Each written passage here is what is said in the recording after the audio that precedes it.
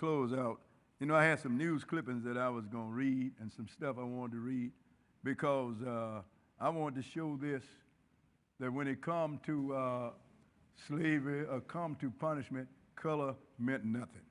Now we have something here that we're going to read. This is read what's in circle. This is some people that was in Alabama here. That's called African Alabama. Go ahead and read that. Africatown, Alabama. Turn his mic on. Hey, Bowie, while we're waiting on him to get his mic, can we do one thing? What? We had another death announcement. Our usher, Brother Mark James, lost his mother, Evelyn James. And her services are 10 p.m. Monday, February the 15th, at New Faith Baptist Church, which is in Columbus, Ohio. Would you please keep the James family in your prayers? Okay, go ahead. In 1860, the ship Clotilda sailed from Ghana, West Africa, for its destination, Mobile, Alabama. Aboard were over 100 Africans who were sold into slavery by the Dahomey tribe. The slaves, members of the Takbar tribe, had been captured by the Dahomey tribe during the tribal warfare in Ghana at the time. The Dahomey tribe of Hamites. Go ahead. The price paid for each slave was $100. The Clotilda was owned by Timothy Meher, a wealthy shipper and shipyard owner in Mobile. Its captain was William Foster. I let you know that they didn't go and rape the continent. Ham sold you. Okay, read some more.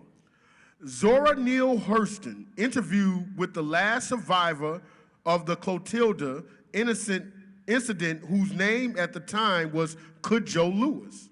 She found that his birth name was Cudjoe Kazula, who later died in 1935, and that he was from the Takbar tribe, which was a subgroup of the Akan or Ashanti.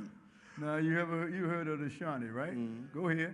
Cudjoe relayed to Hurston that his village had been raided by some very large women when he was just a little boy, and that was when he was taken. Western anthropology usually refers to these women as Amazons, a word taken from the fact that the Greek Amazon women had one breast. These were the Dahomeans, Abasi warrior women. Now, these are warrior women. Now, let me show you what this guy did, one of the rulers of this African did concerning us. Read that.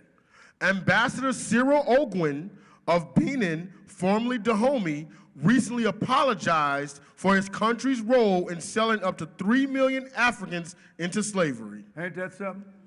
So these are Hamites, and they sold us. But then again, too, you heard me say that I'm so glad that I'm here and over there. Let me show you. I want to put something up on the Ethiopians, now with the Falashas. Let's see if we can get that up, gentlemen. I know we out of line, but I want to see this. Put up the thing. These are the Falashas. These out of the saying of Dan. Falasha means stranger. Let me show you what happened to some of these people. Go ahead. Beta Israel. They call themselves the House of Israel. They are better known as the Falashas, which means strangers. They are the black Jews of Ethiopia. Fervent Zionists, many believe, make up the oldest continuing Jewish community in existence, but they may soon be gone unless help comes quickly. Now, everybody call them Jew, but they call themselves Danites, okay? Now, and let's show you why it said some help needed to come. This was in 1981. Because let me show you what was happening to these people. Go ahead and read. Babies were bludgeoned to death. Now, I'm talking about the Ethiopians did this to these people, okay? Children's feet were hacked off. Men were killed or castrated. Women were raped and mutilated. Old people were left tied to thorny bushes, their slashed skin cracking and drying in the sun. Reported American journalist Louis Rappaport in his book, The Lost Jews, Last of the Ethiopian Falashas. Zionist Ethiopians were characterized as the arch enemy.